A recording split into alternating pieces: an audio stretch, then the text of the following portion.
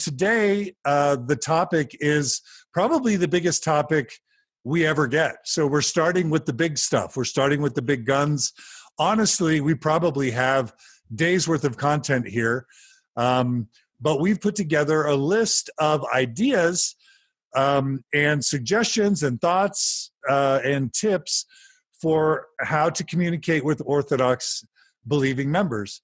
Those of us who are questioning or transitioning or have transitioned, it may be our spouse, it may be our parents, it may be our children, it may be siblings, it may be loved ones, it may be friends, it may be ward members, but without a doubt, going through the transition from an Orthodox believing Mormon to something other than that is going to affect relationships. And when, we all know the Orthodox mindset, because most of us or many of us had it, which was it's either all true or all false, and you're either fully on board or you need to get out of the way, and you're either righteous and moving in the path towards the celestial kingdom, or you're wicked and falling away. Now, that's not a fair characterization of what people feel and experience. It's often more nuanced than that, but I think it's sometimes not totally unfair either. So that's going to be what we talk about today. And I'm just going to go ahead and quickly introduce our panel because our panel will be joining us. Now, this panel won't join us at the very beginning. What we'll do is we'll discuss some ideas and topics. Then we'll bring it open to the panel. Then we'll go back and discuss some more things. And what we hope to end with is a robust discussion. But let me go ahead and introduce our panel. First, I'll introduce the one, the only, Amy Grubbs. Amy is the Director of Operations for the Open Stories Foundation. Amy, welcome. Is there anything you want to share with us to begin? Do you want me to do a quick introduction? Yeah, please. Okay. So like John said, I'm the new Director of Operations, been doing it for a little over a month. Super excited about that. I'm originally from Colorado, now live in South Jordan.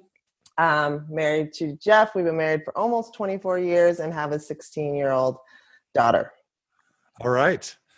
We're excited to have you. Thanks for joining us, Amy. Thank you. All right. Your right hand woman, Shandi, why don't you introduce yourself again and tell us about you and tell us a bit about Thoughtful Transitions. Hi, thanks. Yeah. So I'm Shandi Hill. I'm originally from Seattle, moved here to Lehigh a year ago. My transition started around the same time. I'm a moderator over at Thoughtful Transitions. We're a super safe support group for everybody that's transitioning out of the church. So if you are interested in joining, go ahead and go to Thoughtful Transition Support Group on Facebook, and we'll chat. Beautiful. Great job. Thanks, Shandi. Thanks for joining us. Shout out to Thoughtful Transitions. And for those of us, we want to make sure everyone knows that this podcast is not just for people leaving the church. It's also for people who are staying in the church, but just more as a liberal or unorthodox or progressive member, or even as a non-believing member that just feels like they need to stay or have to stay or want to stay. And there is a Facebook group to support people like that.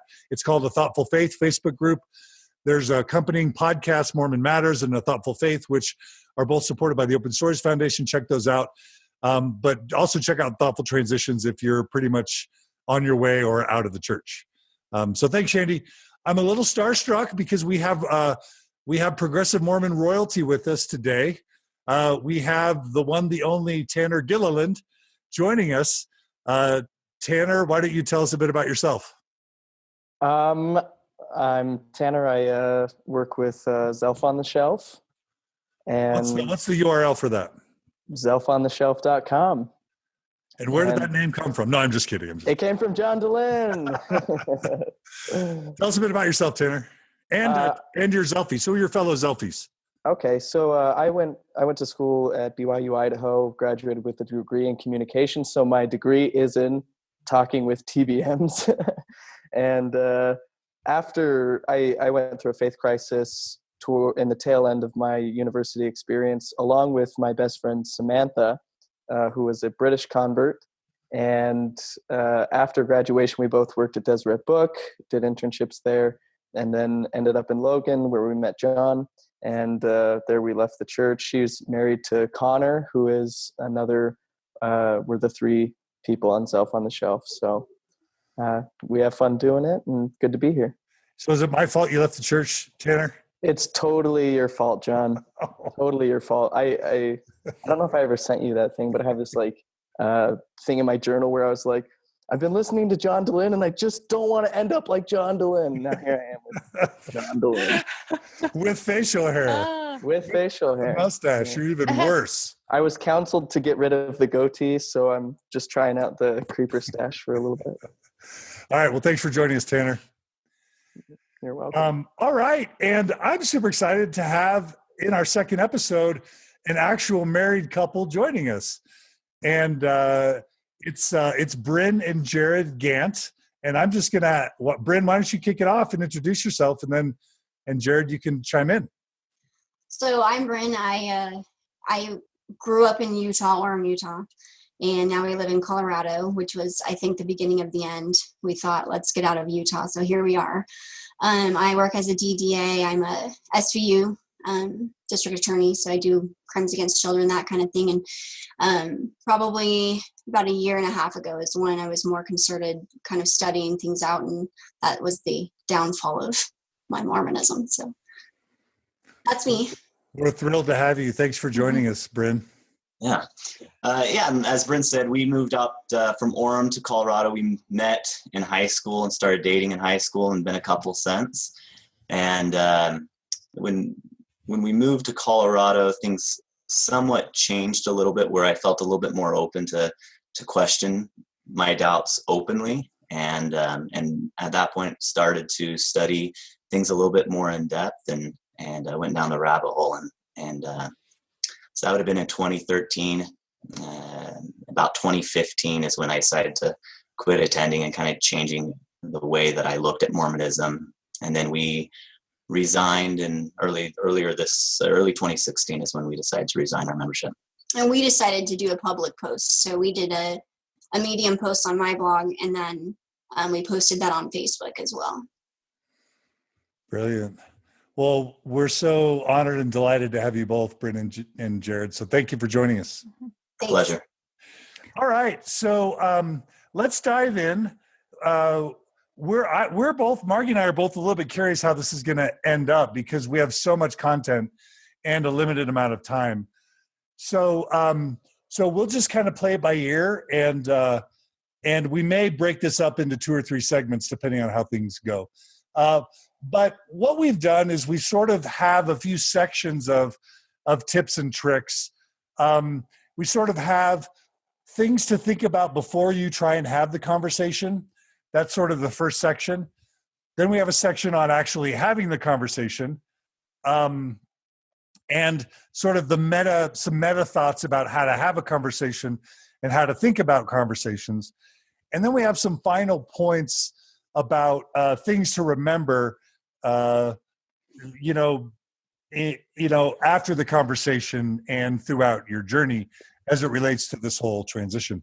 So we're going to go ahead and jump in, and we're going to kind of take turns, not every other time, but let's begin. So the first thing that came to my mind when you're thinking about communicating with believing family friends is to assess your risk. What made me think of this was my experience counseling LGBT people, and oftentimes they have to think about when to come out. And some people get really offended when you compare the LGBT experience of coming out with coming out as an unorthodox or non-believer. We don't mean to trivialize the LGBT experience. And we're not saying it's the same thing or even in the same category.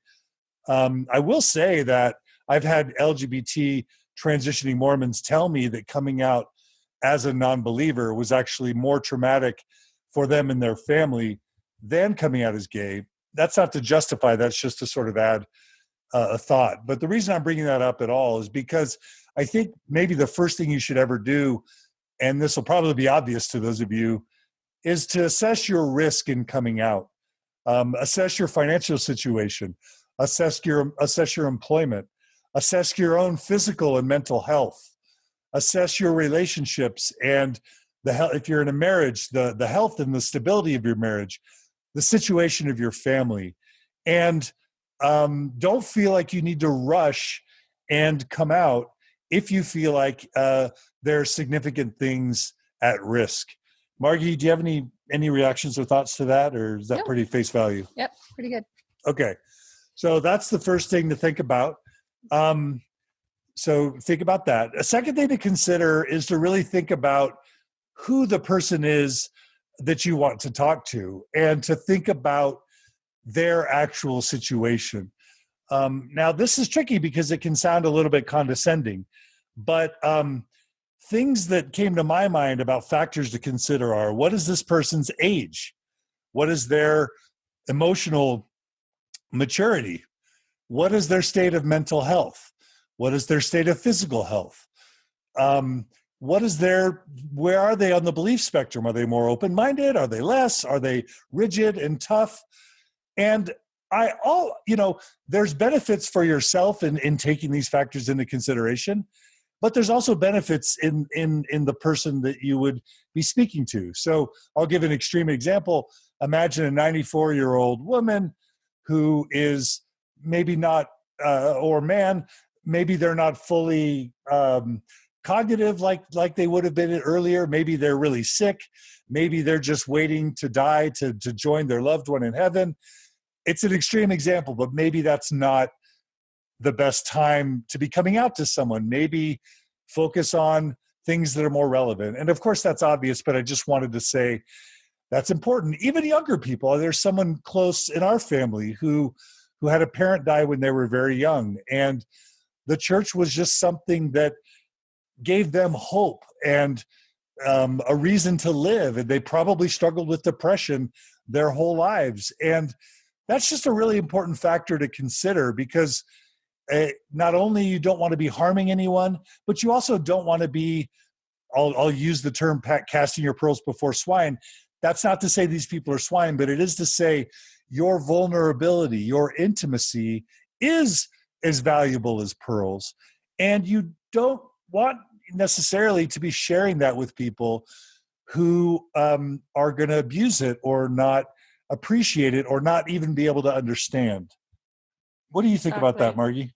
I think it's completely important, and I love it because it's a mixture of self-care as you sort of process your own sort of state and what you want to give and whether it's safe, and it's also taking care and caring for someone else as well. Yeah, and we'll talk about self-care in a bit. I think it's also to ask yourself and to assess the extent to which these people want to actually know. Mm-hmm.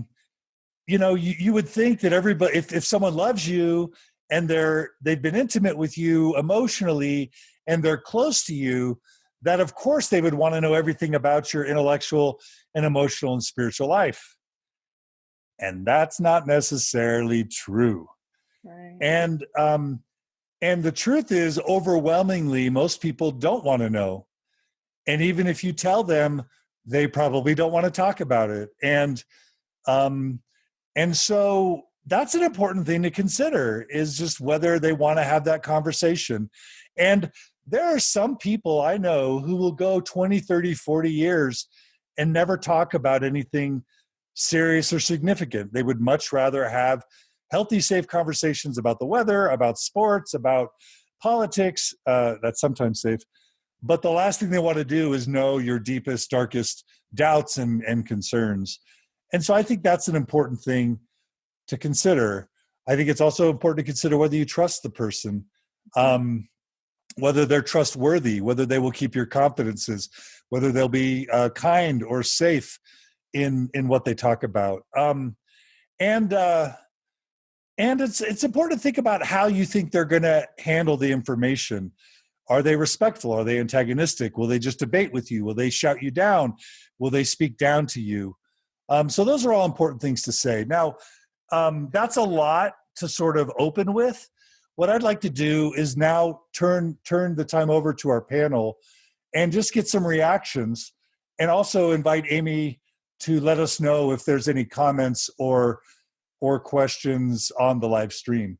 So I'll just watch for people on the panel to unmute themselves. Tanner, why don't you go ahead? Oh, I was just getting ready and testing out the button. So Okay. Okay. All right. So any of you who have, do you want to say something, Tanner? Yes or no? Agree, disagree, shared experience? Go ahead and Tanner, and then Jared and. Sure. I guess when I feel like most people who transition out of the church or Orthodoxy, whatever it is, feel a sort of need to just kind of let everyone know. I did. I got tired of kind of feeling like I had to maintain this secret, and I didn't want to feel like I was deceiving anyone. I wanted people to accept me for me. And so I just kind of did a blanket announcement after talking to my family. And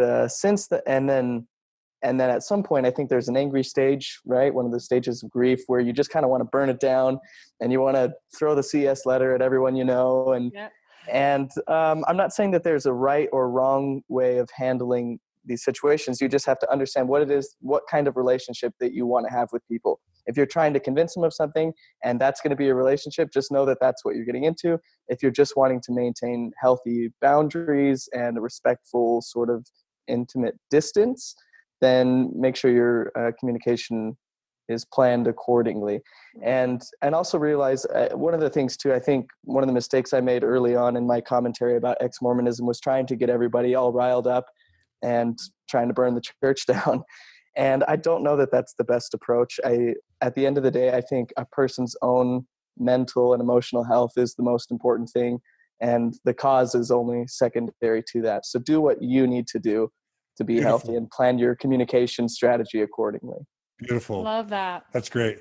We're going to dig into a lot. You gave us a lot of good previews into some of the stuff we're going to go to in depth. So that was brilliant. Thank you, Tanner. All right, Brynn and Jared, I saw you guys unmute. Yeah, I was thinking about the mixture that Margi was talking about of self-love and then also being protective of your loved ones. And I think that's really the crux of it. And Jared did a great job of that with me because his journey started a lot earlier than mine did. And he was very patient with me as I was mourning the loss of what I thought was eternal things. And so I really took, I think it's D&C 1922, you know, the some good things that I can take out of the scriptures and still keep is one of those is D&C 1922, and that's the milk before meat idea. And I don't think it doesn't have to be patronizing to say that. It's not that I'm saying I've got meat and my sustenance is better than your sustenance, but I'm saying I have something that's difficult. It was difficult for me. It's going to be difficult for you. I'm going to tell you a little bit at a time. And I think for certain people and certain types of relationships, that's the best way to do it. Is just be super patient. Remember that emotionally takes a lot longer to process than logically. And so you've already come those steps, those logical steps, and you're at the end and you want people to be there with you and they're not going to be emotionally. You have to give that time. Beautiful. Yeah, beautiful. Such a good point. Yeah. Thank you. Thank you, Brynn. Jared, did you have anything to add or?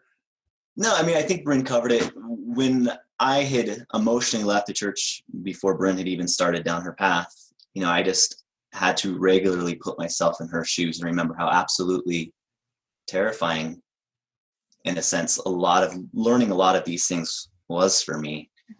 And although I felt very isolated while studying these things because I didn't feel like I could really open up like I truly wanted to, in the long run, doing it slowly was what was best for our relationship. And instead of just saying, look at this is not true, or this is true, or you don't know this and I know this, you know, I tried to approach it in a way where I was just open, asking questions, because I was asking questions to myself as well. But then I would include Brynn into those questions and kind of get her viewpoint as someone who maybe has not transitioned quite as far as I had, so that I could still kind of have that understanding of where she was and we could progress together to some degree.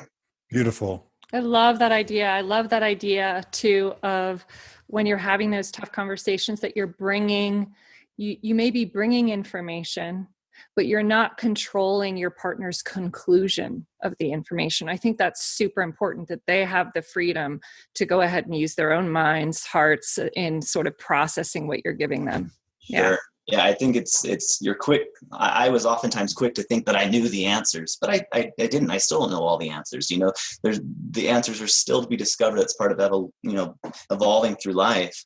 And so having her input on what she thought the answer was really helped evolve me through the process. Yeah. That's beautiful. Thank you. Amy, I noticed you unmuted. Do you have something to share or something to respond?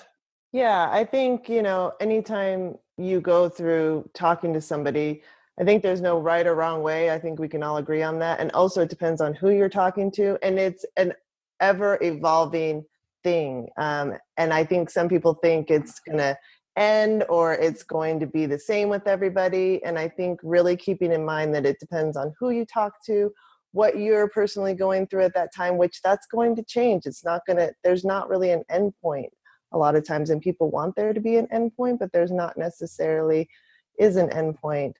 I do want to mention one of the questions that was on social media. It's from Rachel. She said, I worry about making some sort of public statement on social media about leaving the church because I don't want to be seen as being dramatic or trying to start drama. What are your thoughts on that? So just wanted to bring that question as well. Do you have a response? Do you want me to go? Either way. Go ahead. That's good. That's not your style. I was going to say, I think this is the beauty of it, is that you're kind of coming alive with yourself, where you get to navigate this on your own and reflect on what your intention is in doing it. And if it is feeling unsafe to you, if it's feeling like something that, you're feeling anxiety about, or as you're playing it out in your mind isn't, then it may not be for you. So we have profoundly different, I feel like, styles of living. That's kind of the beauty of it. To say the least. Right? But that's the beauty of it. And I think the goal is finding your way that feels right for you and feeling emboldened in that, Beautiful. I'll just add, I can see the economy in doing a global Facebook post. And when people do that, oftentimes, like Tanner said, they're feeling so claustrophobic at being inauthentic. They just are bursting with the need to come out. I get that.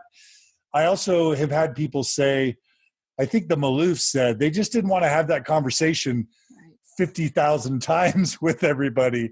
So they just felt like a Facebook post would be a way to reach out, just let everybody know, break the intensity, break the anxiety, just get it all out there, and then let the chips fall where they may. So I think that's one way to do it. Like Amy said, there's no right or wrong way. I'll tell you some risks of doing that come to my mind. We talked about pearls before swine. We talked about not being able to control, thinking carefully about who you're telling and how they respond. And when you go public like that, you really are making the decision that you're kind of going to open yourself up to the slings and arrows that can come. And it can be overwhelming. And it can accelerate things sometimes faster, kind of like a fire hose, than you're able to actually process. You also have to think about the implications with other people. Your coming out sometimes is going to force other people's coming out, whether it's a partner or children or others connected with you. And sometimes they not be ready. They may not be ready to come out, or such a public announcement can affect their lives in ways that you might not foresee. So in my case, we had a very public excommunication. Margi talked about this very touchingly in her Mormon Transitions interview. We underestimated the impact it would have on our children to have our story be so public. And that's not to say we regret it.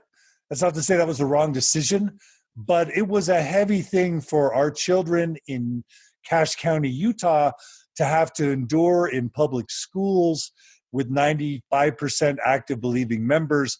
It impacted their dating. It impacted their friendships. It impacted how they saw themselves, how they felt walking around our neighborhood. So I don't say all that to scare you.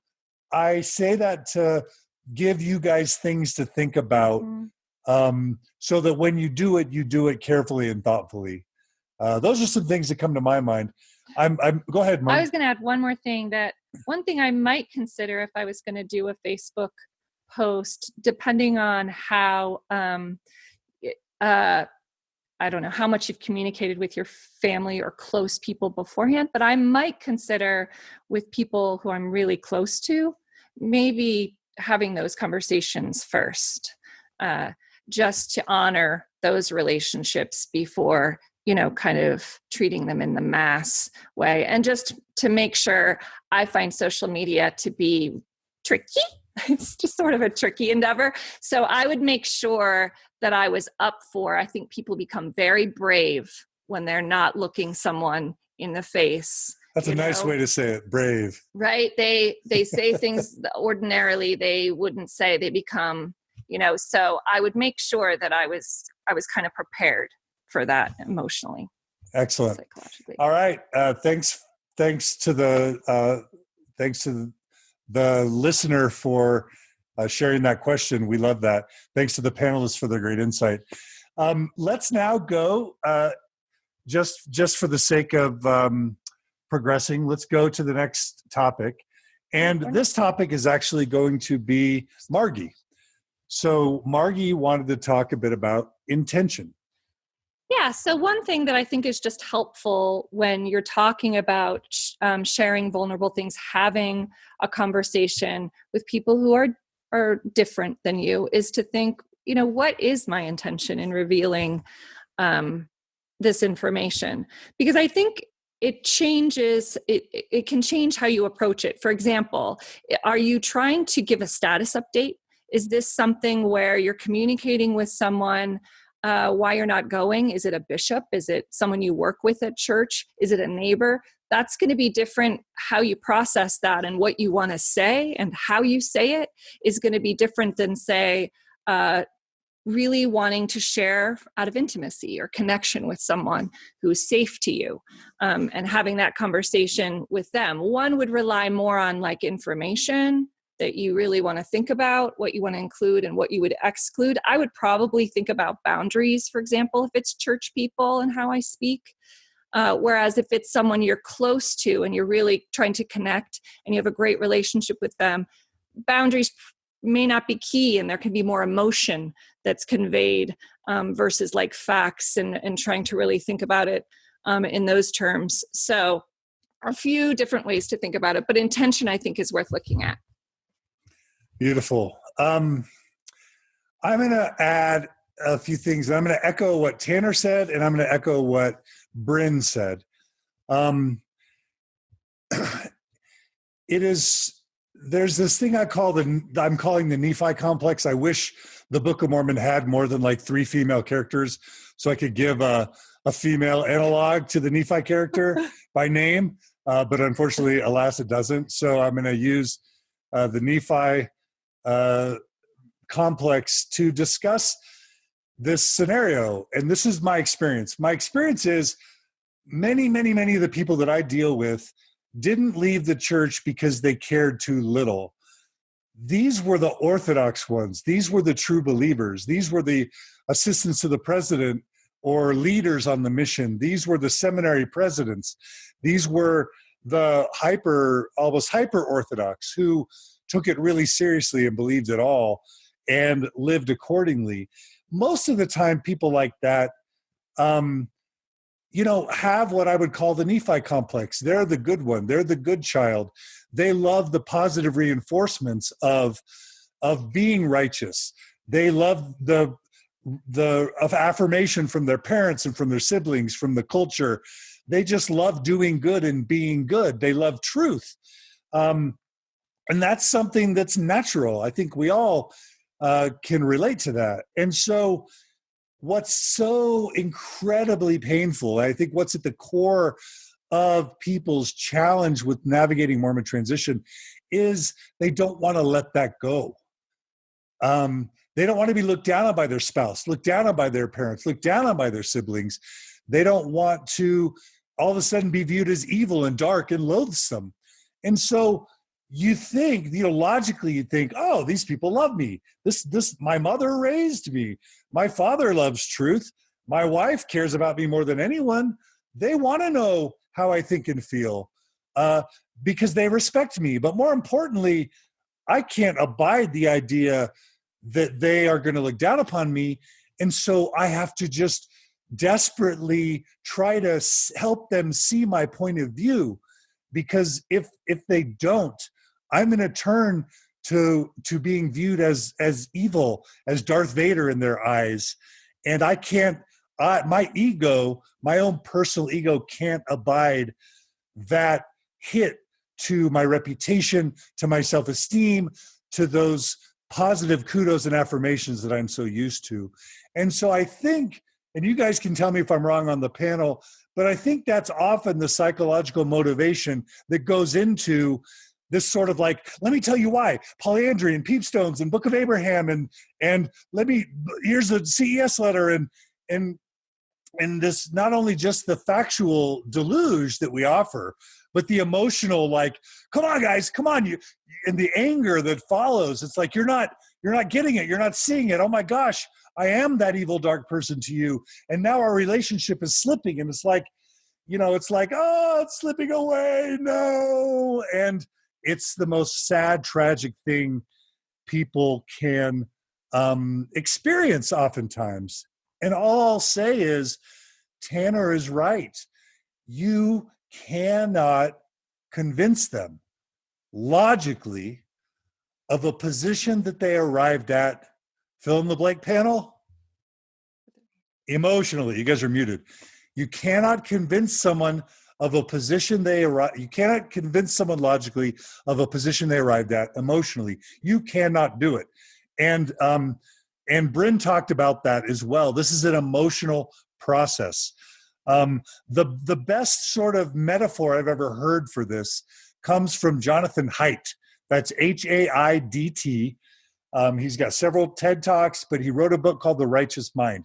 And he talks about the human consciousness being like a writer, like a man riding a big old elephant, right? Think of the elephant as your emotions and as the emotions of the person you're talking to.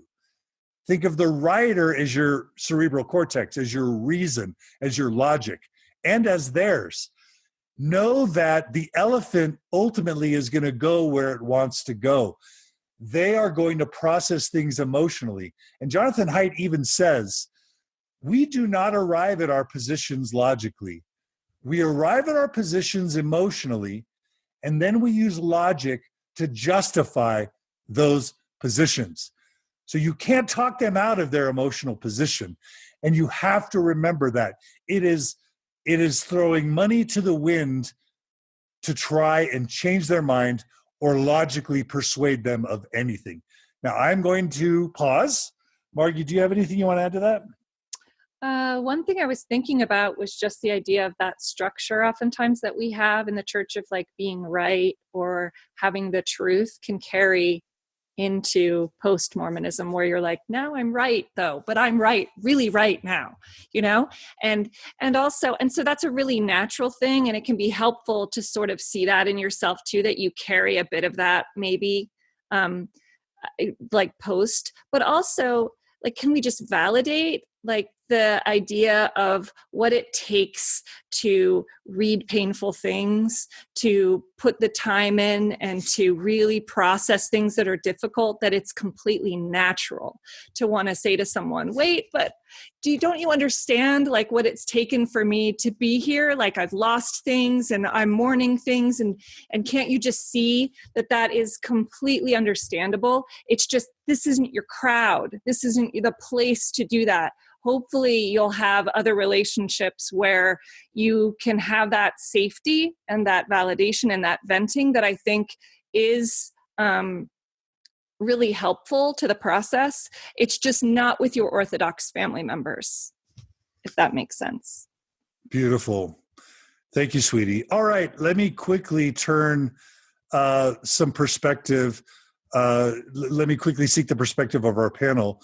Who wants to jump in and who has something that they want to share in reaction? Shandi, I see you unmuted.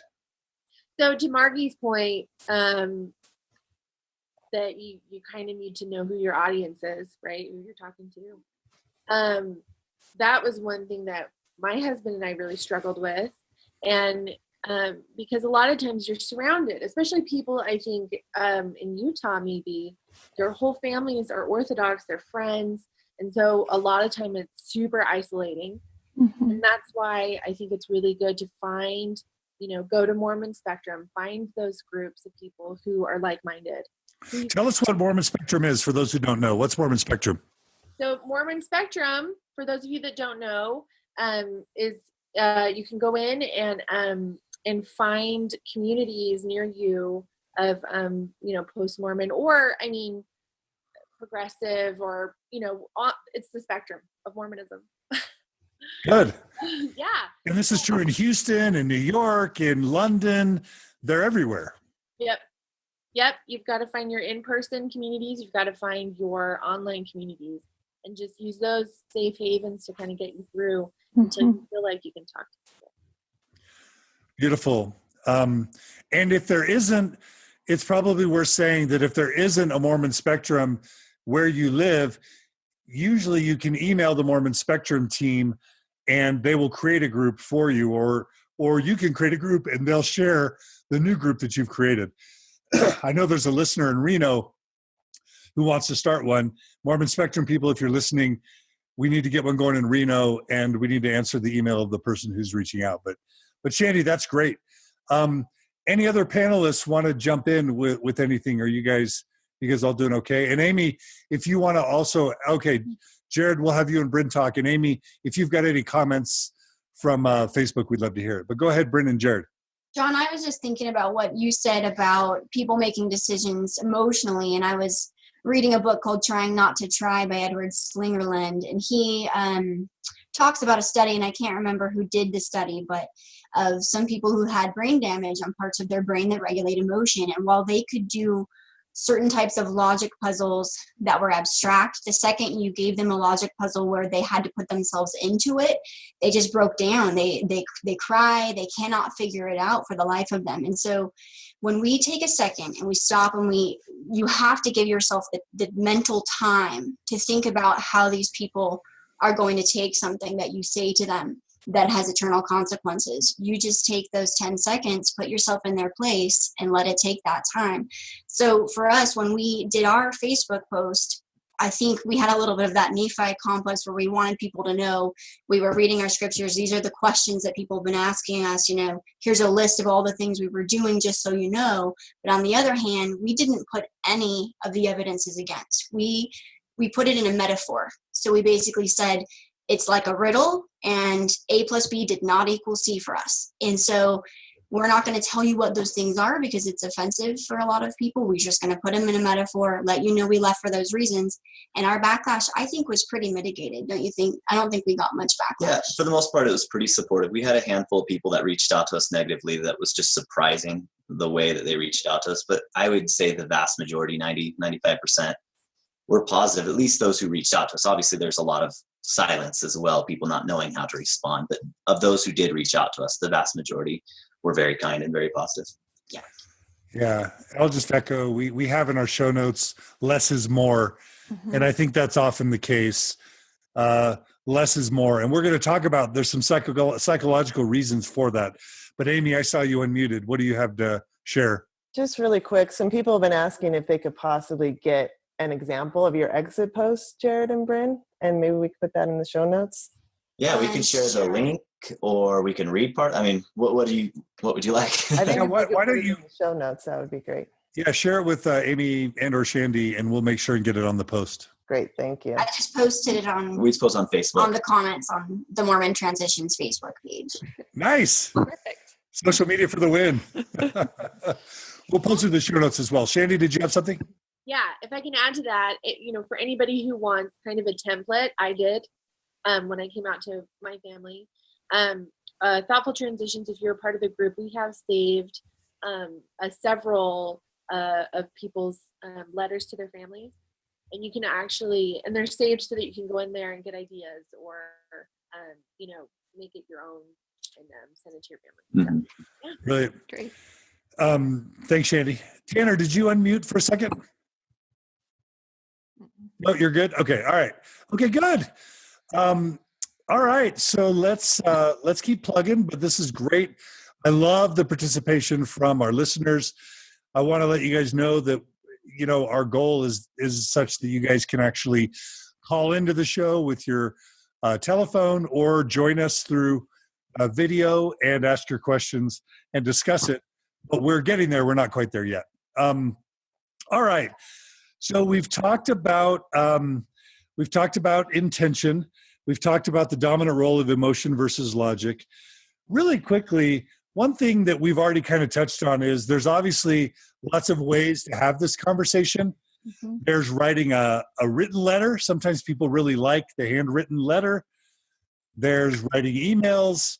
There's doing it over the phone if you feel like it's not safe to do it face-to-face. There's doing it one-on-one. There's doing it in a group.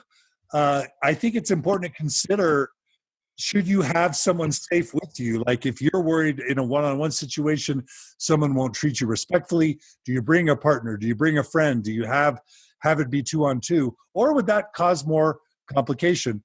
So obviously it's kind of important to talk about ways to have the conversation. We've talked about coming out on social media. Margi, anything you wanted to add to that? I was just going to make an observation. For people that I know that have written a letter, oftentimes it's to the church, and that can be really helpful for someone that's really trying to understand their own story, kind of. They'll write this sort of detailed account of what it's felt like for them, and that can be tremendously helpful for some, as well as, the one-on-one, having the strength where the person, you can consider this with each person. It feels like there are just benefits and drawbacks to kind of anything that you choose. So just consider each carefully and do as you feel, I guess. And I liked what was said earlier, that you can start with your loved ones and then maybe go out to some emails. And then if you someday want to do a Facebook post or social media post, it's after you've brought your dearest loved ones in the loop and there aren't any surprises. A couple other points to kind of end this section about preparing for the conversation. I think timing matters. If it's breakfast and your kids are screaming on the way to school, maybe that's not the time to tell your wife you don't believe anymore. The setting matters. I had someone tell me that they had like this long-awaited anniversary where they went to like Cabo, Mexico, and it was like a honeymoon anniversary, and that's when they decided, and that may have even worked for them. I'm not saying that's a wrong decision, but think about timing, think about the setting, and again, think about the people who might be involved. So that's sort of our discussion about assessing the situation, assessing how to have the conversation, etc. Amy, real quick, are there any other comments? Are there anecdotes? Anything from the live viewers that we want to share? Right now, everybody's just agreeing, a lot of thumbs up. There are some questions, but they could take us in a different direction. So okay, wait on those. We'll save those. Okay, cool. All right. So I think we're ready to jump to the next section. Yeah, we're going to move into having the conversation. So. Very good. Okay. So here's a point that I made that Margi actually maybe disagreed with a little bit. And so she was like, well, I won't talk about it. I'm like, no, I want you to disagree with me. So behold, potential disagreement between me and Margi. The point that I wrote down was, remember your privilege. And what I mean by that is the difference between the questioning or doubting or disaffected Mormon and the Orthodox is that we know what it's like to be true believing and Orthodox. And so for me, that's privilege. That means that you get their point of view and they can't, that because you were once like them and you probably shouted down anti-Mormons when they confronted you before, what it's like to not be open, to not be able to understand. And so I sort of suggested that maybe that gives you an extra burden of privilege or an extra responsibility of compassion, of empathy, of patience, because you know what it's like. Now, I'm not saying you disagree with that, Margi, but why don't you talk quickly about, your caution with that type of language? Okay. So I do agree with what the point that you're making. Because I'm an English major, so I kind of get nitty gritty with these things. But like, if I just view this as very difficult stuff, that's all. And so when you talk about it, like you have an extra duty, you have an extra responsibility, I'm not eager. You say that to me and I'm already burdened. I'm more burdened than I started, because it is tough. It's tough for all of this is tough. So the way I would word it is just, you have a perspective they don't have. You have, versus it being your responsibility now that I just find to be process oriented, I focus on my doing my part, and then I really can't control how they process or how they react. And that's really helpful for me to remember in the conversation. So it was just it was a word deal, babe. That's it. Okay. Yeah. Does any panelists, I want to give panelists at any point, just unmute if you want to kind of make a comment, because we want this to be super conversational. So if any of you want to make a quick comment, we'd love to have it as well. So please feel free. As well as listeners or viewers, please feel free to share a question or a comment with on Facebook, and Amy can share that this time. Okay. Okay. So here's a really important point that I've found. You're now in the conversation, and you're now trying to figure out what to say. And my first tip is to offer reassurance, to begin by making the person you talk to feel as safe as possible. That's super important, because what you don't want to do is trigger their fight or flight response, get their emotional brain overriding their frontal cerebral cortex and dealing with just sort of rage or fear or sobbing or whatever the emotional brain can do. And this is hard, because sometimes if you give some big disclaimer, that can make them more worried than if you just got right to the point. But what I like to say to people is start by saying, I've got something that's kind of hard to tell. It kind of may make you sad. But I want you to know something. My view about the church has changed. And just notice that. I said very, very little, but I kind of gave the essential information. My views on the church have changed. It's not what they used to be. But I want you to know something. There's one thing that's important for me in this conversation above everything else. And that's that you know that I love and respect you, and I will never do anything to try and hurt your faith, to challenge your faith, to persuade you, to try and get you to change. I want you to know that you're safe with me. And so I'm just going to give you only that bit of information, that my views on the church have changed. I don't see the church like I used to, but I give you my solemn promise that I will never try and dissuade you or others. And I'm going to deal with this on my own. You don't feel like you need to fix it or save me or jump in any way. I won't share any of the details with you.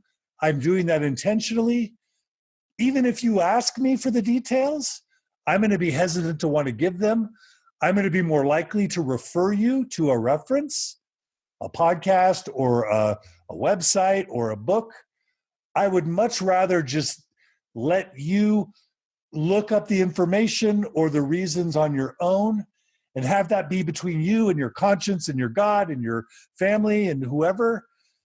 I just want to let you know that things have changed for me, but I'm okay. And then go into building on commonalities. That's the second point. And the second point is, I can almost guarantee you that the moral difference between a post-Mormon and an Orthodox Mormon is 98% shared. And so what you should do as a strategy is focus on the similarities. I'm still the same person. I still believe in honesty. I still love my spouse if you do. I still love family. I still believe in integrity and honor and kindness and love. And I'm 100% still there. We're going to probably see things differently at times.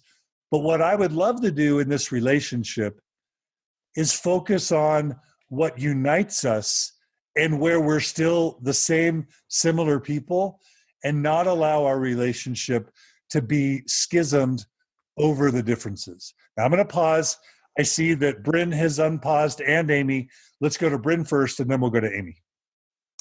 John, I wish Jared was still here. He had to go get one of our kiddos, but I think he did a letter to his mother, and it was exactly what you said. I think it worked out really well, and it talked about boundaries on both sides. I'm not going to try to do this to you, and please don't do this to me.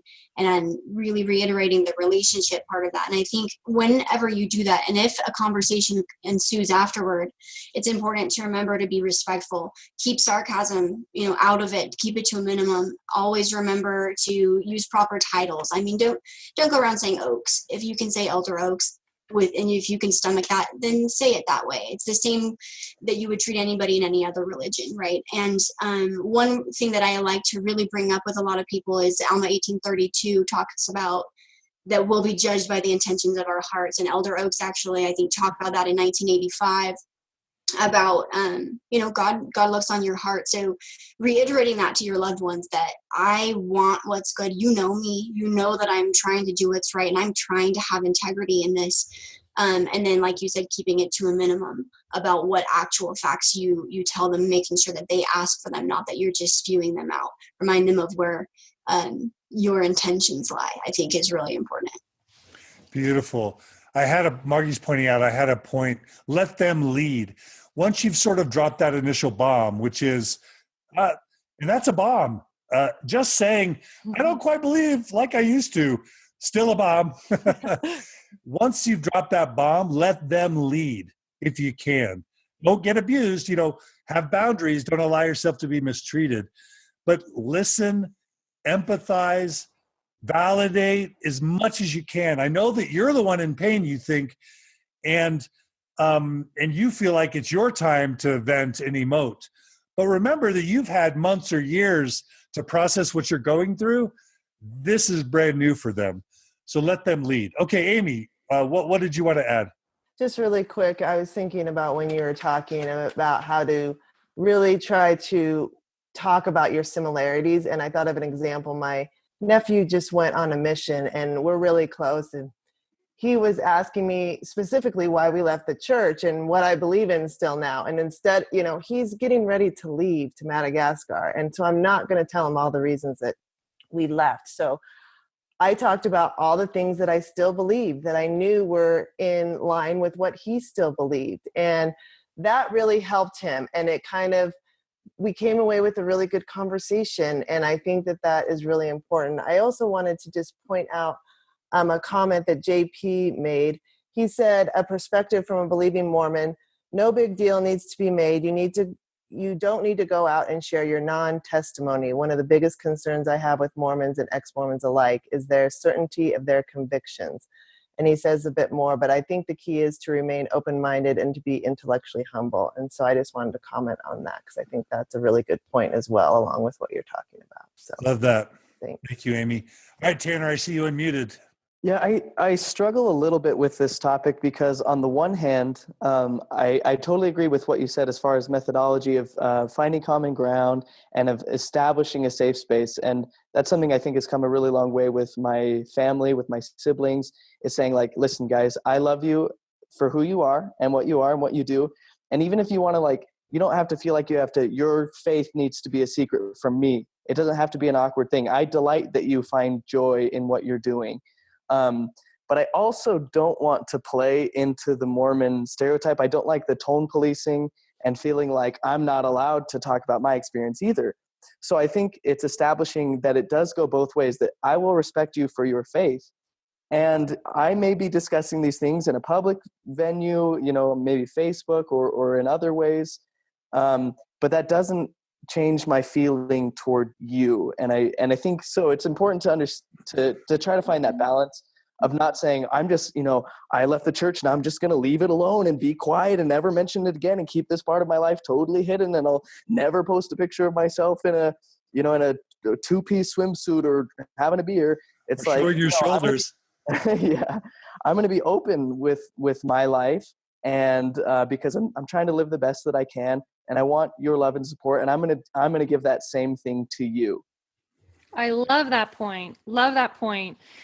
One of the things that I was thinking of was the idea of modeling unconditional love, and also learning to accept differences. Because I think within the church structure, that's something that we really struggle with. We have to be the same. We have to think the same. And the love is completely conditional upon that. Once you start acting out of line, it's cut, it's off. And so it's just like what you're saying, that even during the conversation, you get to emulate, you're going to be different. Look, that oftentimes is what happens. People have, well, in our situation, I guess a lot of information was out there. And so we would have a lot of anxiety, fear messages, emoting, people saying, and it was this perfect time to just say, to model the fact that I can see that's causing you a lot of anxiety, a lot of fear. That's really hard. Here's how I am feeling about it right now. And being able to love them being different than you and giving them opportunities to see that you will love them and you'll be yourself. You can still make decisions that are right for you. And you can also support and sort of offering this new love template of like, no, really, we can do differences and it doesn't have to affect the love part of our relationship at all.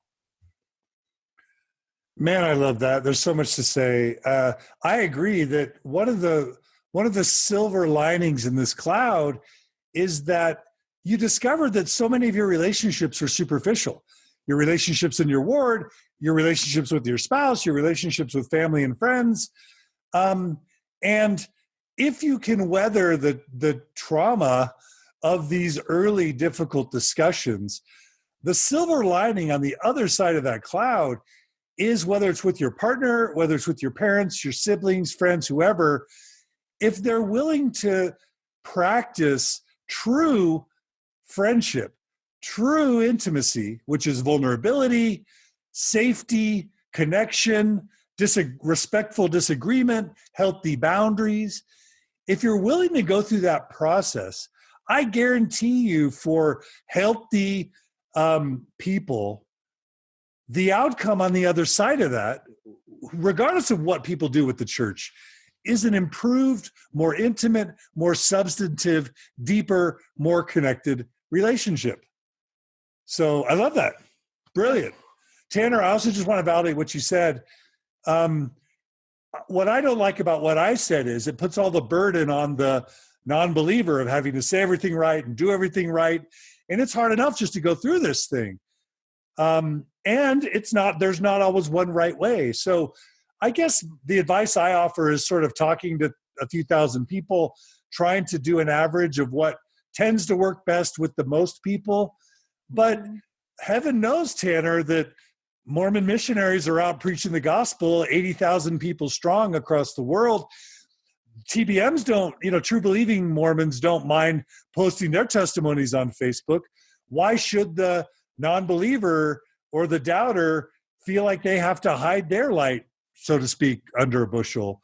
And so if you want to live openly and preferably respectfully, that's totally your right. And if you just want to be direct and candid, do that too, I would actually argue that's for the good of all, really. I mean, to be able to practice these things and allow our family members, that is part of, I feel like, the beauty of family, right? The optimum situation is that everybody can live their truth with respect for themselves and for others and be respected.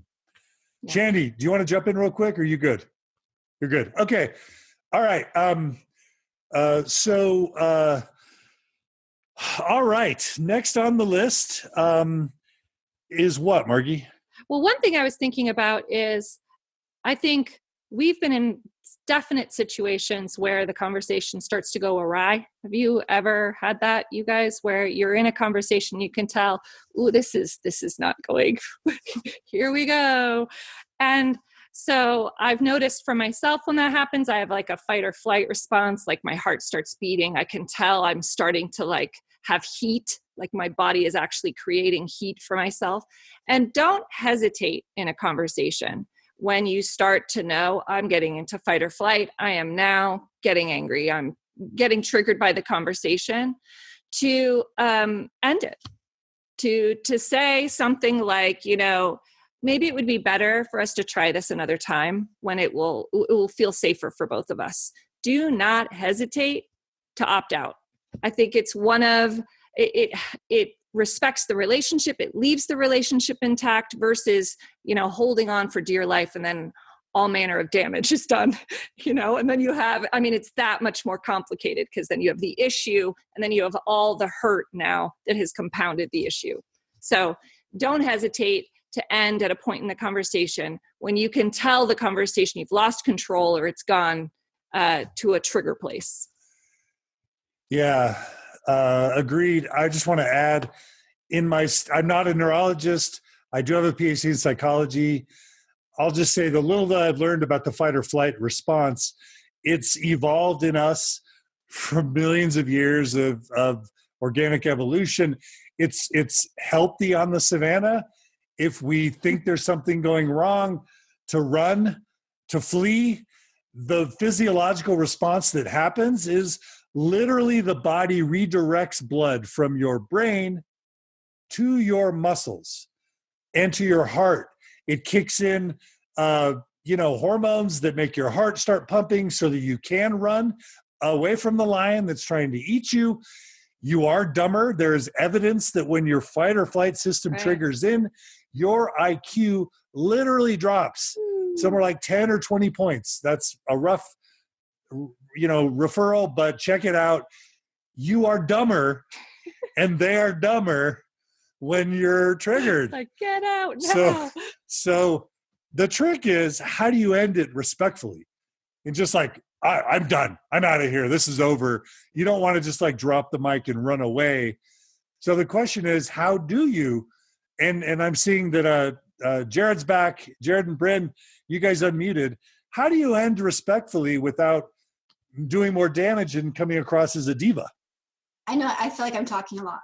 No, you're not. You're doing great. I think that sometimes you don't.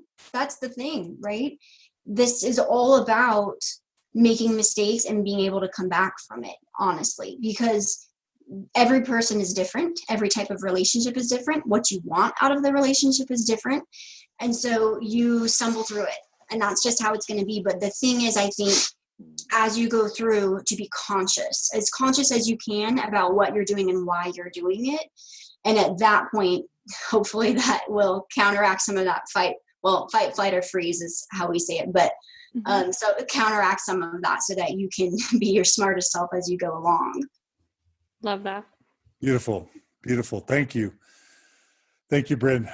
All right. Sometimes I find just acknowledging the tension is a great way to segue, because you can actually acknowledge it and say, I can tell things have heated up some now. Actually, I really care about this relationship. I don't want to hurt you. I would rather stop now. Or ask a question. Should we table this for now? Hug, so you're not like controlling it. And revisit it later. That work? Good, babe. Okay. The next, Tanner. I was just going to say, you mean we're not supposed to just bear our testimony and walk away? Oh, wow. We have PTSD, don't we? And it's hard to shake the Mormon. You can sometimes take the boy out of the Mormon, but it's hard to take the Mormon out of the girl or boy. All right. So I have this next concept called refer. And it's kind of a deeper concept, but we'll dig into it. I once had a podcast listener who lived in another state. And turned out his brother was in my ward. And so he would call me and say, dude, my brother's in your ward. And oh my gosh. And you know, I never breached that confidentiality, and it never came up. And for many years, the member of my ward, you know, we had a relationship, and he had no idea that his brother was even doubting. At some point, this member of my ward found out that his brother had been listening to me all this time and had left the church. And so the neighbor, and I was desperate at the time for sharing, to have someone in the ward that kind of understood me. So when this ward member knocks on my door, he's like, I heard that my brother listens to you. I want to hear all about it. Tell me all about Mormon stories and what you do. And my reaction was like, come on in, brother, have a seat. Took him down to my office. Oh. And I went through like an hour of like every, basically Mormon Think and CES letter and every single issue that I've struggled with, knowing for sure that if he was asking me, he wanted to know.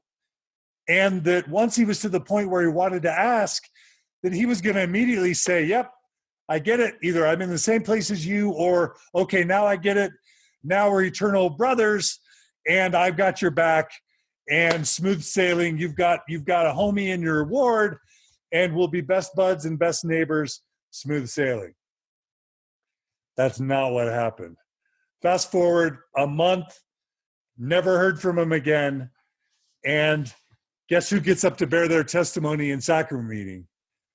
And guess who had a scorching sermon to preach in sacrament meeting for testimony meeting about the coral whores and the knee whores who lie in wait to deceive and lead the tender young testimonies out of the church. And this was when I was still a believer and trying to make church work.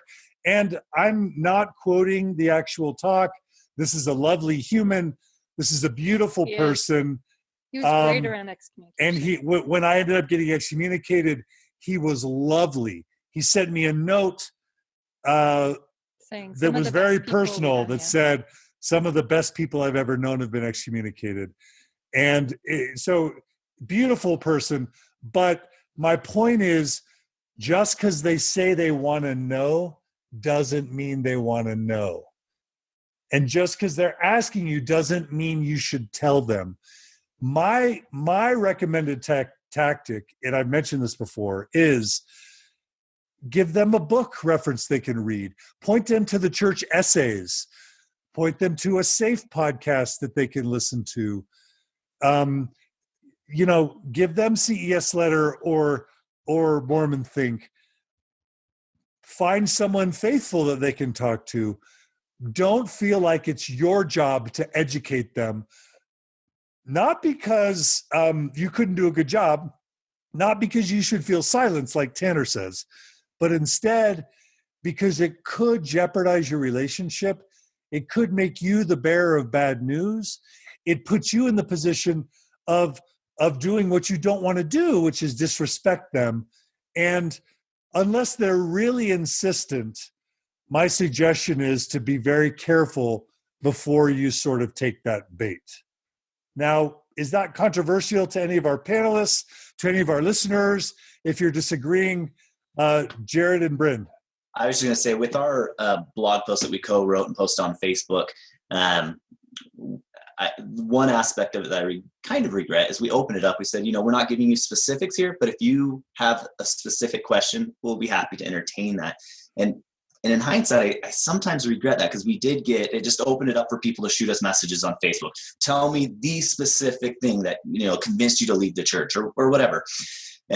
And of all those people that we did respond to, I think the vast majority of them, it did nothing. There was no benefit in responding to them. They didn't say, oh, aha, here's the light bulb for us.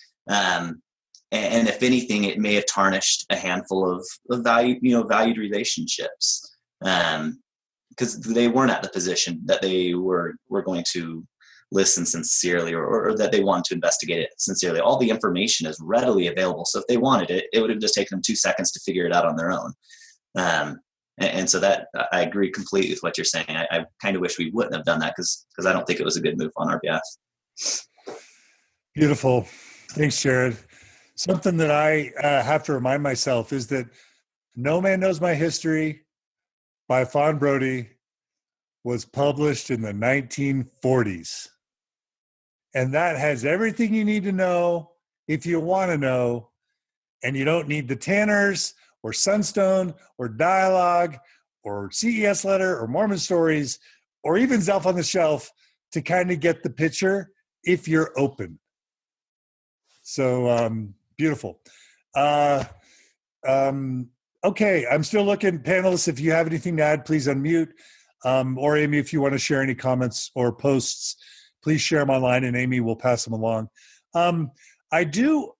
So my next point is something kind of a little bit deeper, and I haven't fully developed it, but I want to float it, okay? And this is about the power of creating space, okay? And I'm going to actually mix the metaphors, so forgive me. Imagine that you and your spouse are in a boat, okay? You're both in a boat. And your children are sitting between you on opposite ends of the boat. Let's say that one of you sees an alligator in the lake, okay? But no one else sees it. So you see the alligator and you freak out, your fight or flight system kicks in, you stand up and you start screaming, there's an alligator, we're all gonna die, okay? What do you think your spouse, and panel, I'm gonna ask you guys, one of you to unmute and answer this question. What do you think your spouse on the other side of the boat who sees you stand up screaming and shaking the boat, what is their, knowing that there are children in the boat, what do you think their response is immediately going to be physiologically, physically? Tanner, you have to unmute. No? Margie, do you want to jump in? I think they're going to try and stabilize at any cost, which probably will mean that they ask you to calm down, sit down, provide an opposite force.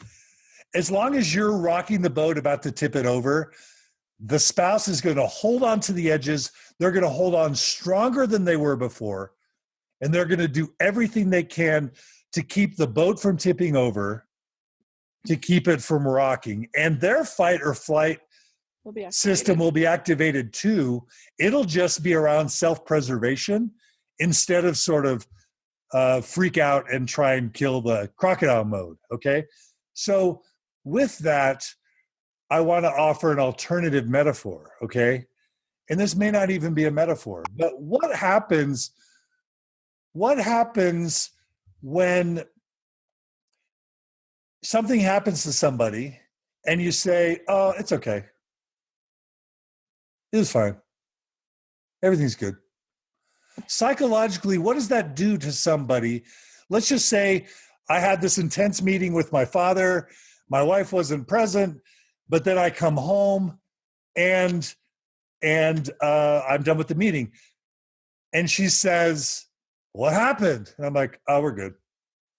What's the psychological response of allowing that space? And I'm not saying be manipulative, but this is just a reality of how humans work. When you create that space, what's the reaction? Yeah, normally people will be more open because they won't be in fight or flight. They'll be in a relaxed state. And you're more apt to influence and be able to have connection, to reach. Yeah. And I would even say a way to sort of illustrate this further. What happens when you tell a kid not to go in the closet? Right? Don't look in the closet. Don't think about the pink elephant. What's the reaction? Is their interest increase or decrease? Panelists, help me out. Somebody. I get the thumbs up from Tanner. Shandi, what happens to the interest? It goes way up. It goes away. Exactly. And so all I'm trying to suggest is in this discussion that you're having with them, part of the less is more is that you allow them to be calm, to have their own process. And by you creating that space, you allow them to have interest. You allow them to the emotional security and stability to decide they may want to investigate themselves. And I'll tell you, for so many mixed faith couples, the holdout, the believing spouse has often said to me, the moment I felt comfortable actually considering the issues that my doubting spouse brought up was the moment that they stopped pushing me. The moment that they stopped trying to manipulate and force me and control me. Once they felt unconditionally loved and accepted, and like they had the space to have their own process and the respect to have their own process, for them, that was the moment where they actually felt the freedom and the dignity to start actually considering the question at hand. That was really sort of over the top dramatic. I'm wondering if panelists or listeners want to comment or have anything. Amy, go ahead. Well, I just want to make sure that you know, people really like the boat analogy. Jana likes it, Scott likes it, Jeff likes it. And so that resonated with people. So Good. even though you may thought it was dramatic, it resonated with people. So good job. All right. Positive reinforcement. Thank you, listeners, for your positive reinforcement. I'm just some guy coming up with ideas. So it's nice to get some validation. Some guy. Brynn and Jared, you guys unmuted. Another thing I was thinking along that metaphor is the other thing that they do is they grab the kids, right? And a lot of people are asking about specifics, you know, how do we tell our kids? What if our kids are in, the ones that are in jeopardy? And one of the things that Jared often does in our relationship. Okay, Brynn, I should tell you. Is to remind against somebody else. Okay, Brynn, we lost you for a second. Can you repeat what you just said? You were saying something you say to Jared. Can you just repeat that? Your connection went bad for a second. About kids, you have to remind people verbally that you're on the same team. So, I mean, whatever words you use to do that, I don't know, but Jared will often say, like, why are we feeling antagonistic right now? Let's stop and remember that we're on the same team. We want the same goal. Remind ourselves of what that goal is. Start over on the conversation. Nice. Brilliant. So many people allow their children to become the footballs in the football gang of the faith crisis. And I strongly recommend you and your spouse have a firm commitment to never letting that happen. We will have an entire episode on how to come out to children and how to deal with spouses that may be on this different page. But I'll say this. If you're a believer or a non-believer, if you're a believer and you're worried that your kids will be sucked down to hell by your non-believing spouse, and if you're a non-believing spouse and you believe that your kids will become racist, sexist, homophobes if they're raised in the church or whatever it is, I'm going to tell you something I've learned, and that's that the damage the kids will experience by having their parents treat them as footballs in a game of their faith crisis battle will likely do 20 times more damage than either them being raised active in the church or leaving the church. Trust me on that. So whatever it is, don't allow the children to become footballs in the faith crisis. Stay tuned for more on that topic in a future episode. But that's, Amy, that's my quick answer to that question. And we'll talk more about that later. Thanks again, Brynn. All right. Through the last so couple. We are we're pretty much at the end of this section. I think listening is good, reflective listening, showing lots of empathy if you can. And again, boundaries. Margi, do you want to talk about boundaries? So just quickly, there is a place for boundaries in this discussion.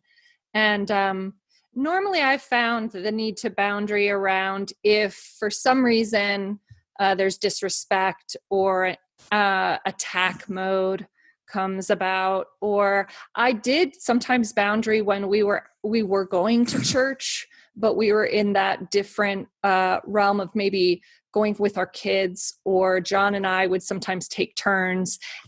So I thought I would illustrate different types of boundarying as well as refocusing. There's a time for refocusing too when someone's really hostile, and just some examples of that. So when we were going to church, it was common for church members, even though they could see sort of one of us sometimes wouldn't go, the other one would not go. So whoever went would get the question, well, where's John? Where's John? And so the intention wasn't necessarily, I didn't feel like to understand, like really concern, like, is John okay? How is John doing? But more like a call out, like, where's John today? Everyone else is here. Where's John? And that I boundaried.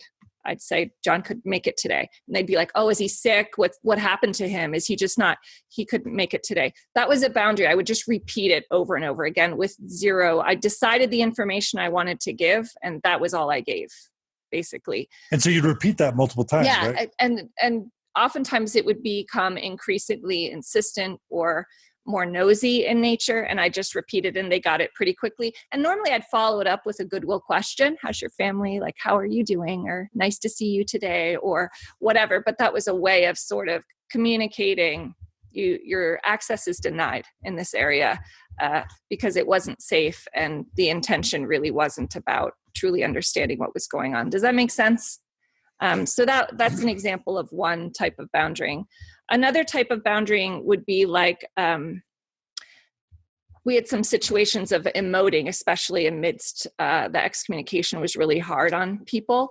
And so this would be after a process, let's say, of talking about it. So really good faith efforts with people, hearing them out, but this constant emoting of negativity about John. So it's just like, what is he doing? Like, he's going to ruin your family. He's like, has he not caused enough pain and stuff? Those types of things, right? Highly volatile, highly emotional, divisive comments. That was another time where I would choose to boundary, where initially I would try and actually talk about why, like, it's not really helpful. Like, Mom, I'm married to him. Like, I love him. We're all on the same team. But when that was, it came up again and again, I would say, this is something I'm not really going to talk about anymore with you. I'm so sorry you're in pain. You're going to have to find someone else to talk to. That type of boundary where I can't discuss it with you. I don't have the energy, and it's just not productive conversation.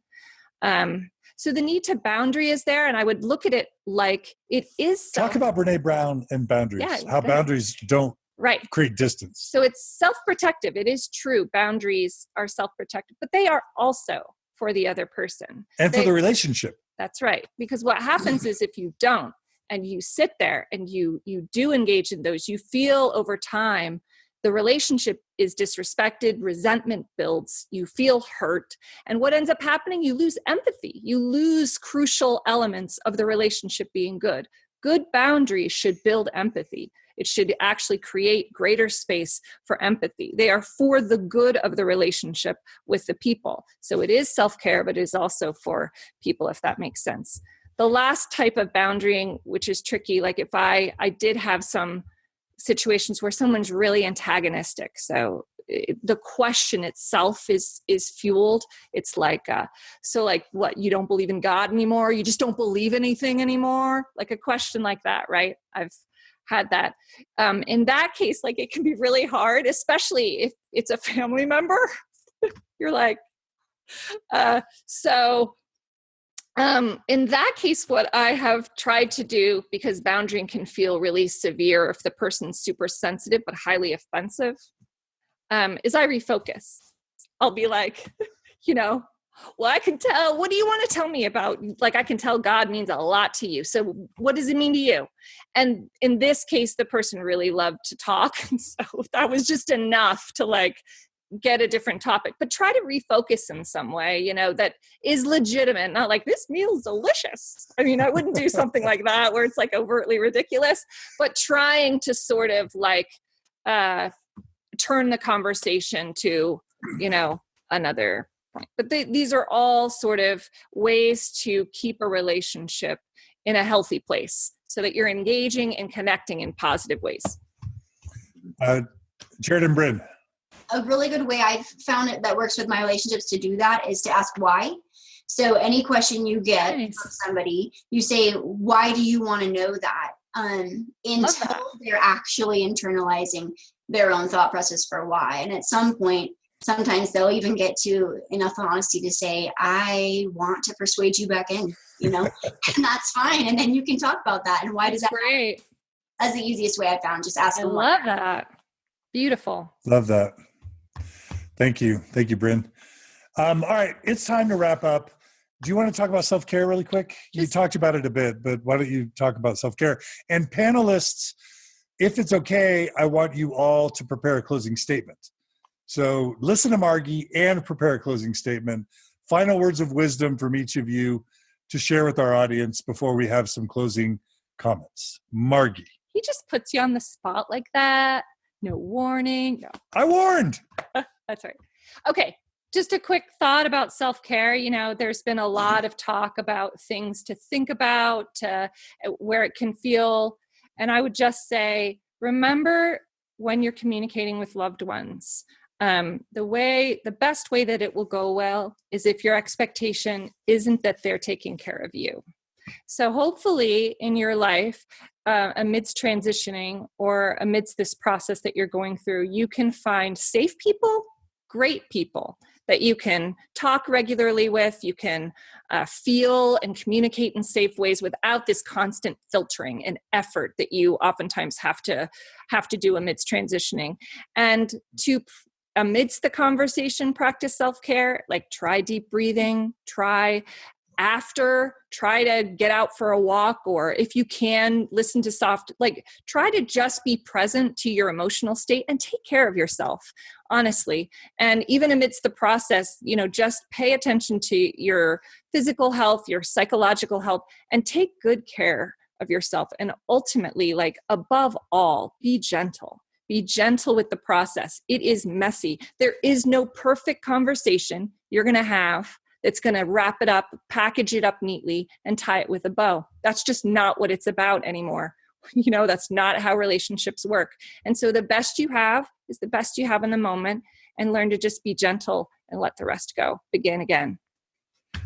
Wise words. Beautiful. All right. So let's have our panelists one by one share. Shandi, you've been quiet, so I'm gonna call on you to go first. Closing statement, right? Closing. Yes? Okay. Yep. So I just would want to kind of echo what Margi said. Just remember that, I know it's cliche, but time heals all wounds.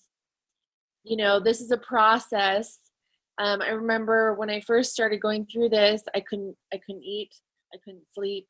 I was obsessed with all my research, and it completely took over my life. So you need to remember, like Margi said, be gentle with yourself. You need to sleep. You need to eat. And know that it's not going to be the same today next year. And it's not going to be the same next year what it is today. You're not going to keep feeling this same level of pain and angst. It gets better. And look for your community. Reach out. And I'm going to plug for Thoughtful Transitions again. Come to Thoughtful Transitions.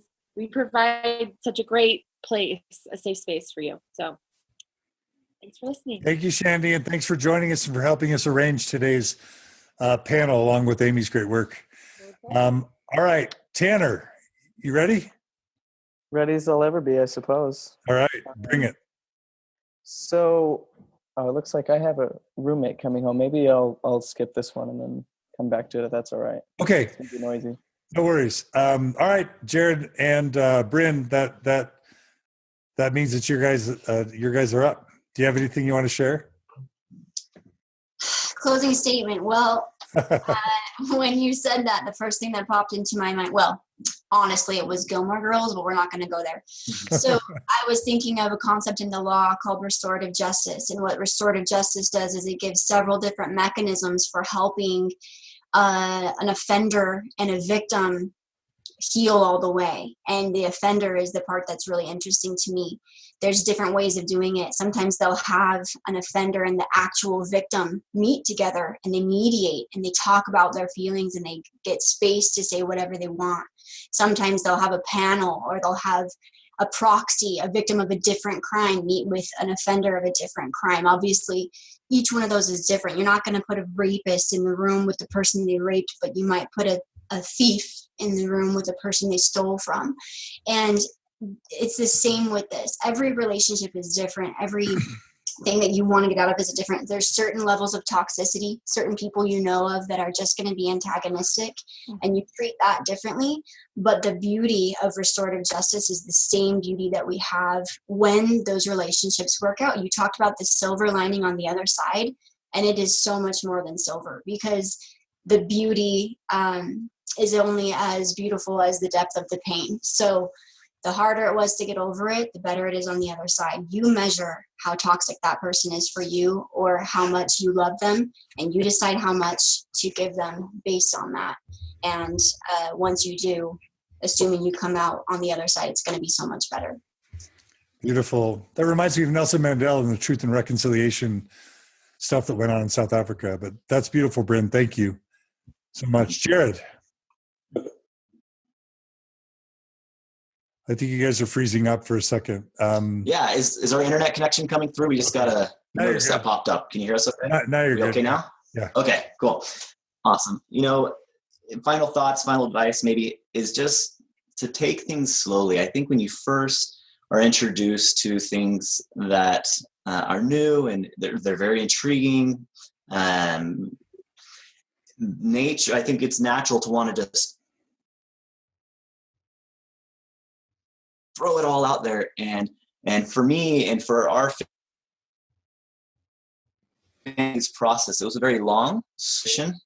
And so, just advice is there's no reason to push it all out there super fast and sever these relationships. Take your time with them, think them through, think your own emotions and thoughts through. These relationships typically are, in my view, so much more valuable than anything else, than your relationship with the two relationships, especially a husband and wife relationship is incredibly valuable. And so that, just take things slowly and no need to rush through your transition. You right at the end, you broke up, but I'm just going to repeat something I think I heard you say, which was that the relationships are far more valuable than anything else you could talk about. Is that right? Yes, exactly. Okay. Beautiful. Thank you, Jared. Mm-hmm. You're right. Take it slowly. Take your time. Take months and years if you need to. Don't feel like you need to rush it. Tanner, you good? You want to come back on? All right, Tanner. Sure. I feel like I can only echo what everyone else has already said. Margi, what you said was just perfect and spot on. And Shandi, I really liked your advice as well. Jared, I didn't get to hear everything you said because you were cutting out. Brynne, also really good. I think for me, what I would say is that there's no right way to be an ex-Mormon. And it's kind of the mindset we have to get out of, is because our whole life we've been programmed to act in a certain way. And we feel like when we leave, like we want that same sort of like easy life path with all these simple answers. And we feel all this pressure to the Nephi complex to be the best ex-Mormon that there ever was. And that's just not always the case. We're replacing the wheels of the train as it's going. And it's not going to be easy, and it's not going to always be perfect. It's not always going to be ideal. But I think if we can maintain a valuable perspective on the future, that'll help kind of guide our actions where we want them to go, rather than just being a total bloodbath at every turn. And sometimes it's hard to imagine a better horizon, because the narrative of believing Mormons is that once you leave the church, your life is empty and dark and there's no reason to live. There's no happiness. And sometimes your closest relationships will try to impose that on you because that's the narrative they're living with. And so you'll even find the people who you thought should care most about you dealing with you in ways that are really, really hurtful. Mm-hmm. And that is difficult. And I think if we recognize that, and also recognize that there are alternatives, and for me, one thing that's been really hard for me is that I have a good relationship with my family, but it's not what it used to be, because we used to be very, very intimate. We talk about all our deepest thoughts and desires and things, and now we talk about the weather, and that's not always easy, and I miss that, and I crave it. But I think community, maybe it was Shandi who mentioned that, is so important. The relation, and that's why things like this, the Mormon transitions, all these things that we have going on right now are so important, because it helps you to find those same sorts of support systems and that intimacy that we all crave, because the Mormon community is really good at providing a sense of intimacy and vulnerability and community. And to those of us who have grown up with that, we do want that. And so you can tap into these resources that are available in social media and in-person gatherings, because they can really make all the difference in the world. The relationships that I've formed with ex-Mormons have just been totally life-changing, life-affirming, and have given me just a new zest and zeal for living. And so as you go through this, be gentle with yourself, be patient, and have that positive vision of the future. Know that it's not always going to be ideal, but if you can think of what you want and try to visualize that, I suppose, it'll make your day-to-day interactions that are sometimes a little more difficult a little easier. So that's mine. Amen. Love Beautiful. Thank you, Tanner. I'll just do a quick shout out to Oasis. There are secular communities set up in Utah that function a lot like churches, where you go on Sunday, you hear an inspiring talk, you have coffee, you meet friends, you connect. There's one in Cache Valley, there's one in Ogden area, Layton, one in Salt Lake, one in Utah County, and there's one in Park City. And you can just Google Utah Oasis, Park City Oasis, whatever, and you can connect with those communities. So check them out if you're interested in that. There's also a Sunday Assembly in Salt Lake City, and also Mormon Spectrum is a great way to find community. Amy, I want to give you the final word, either for those commenting on Facebook and for your own insider perspective, both. Okay, well, first of all, I think ditto what everybody has said on this whole call, the panelists and you and Margi, so thank you for that.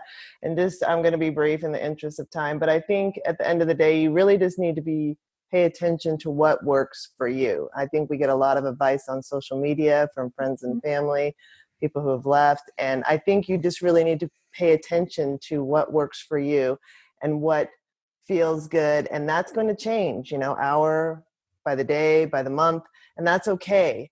And just make sure you really pay attention to that and pay attention to what works for you, and make sure you're always coming at every situation with love and respect. And I think you can never go wrong if you do that. So that's my 2 cents.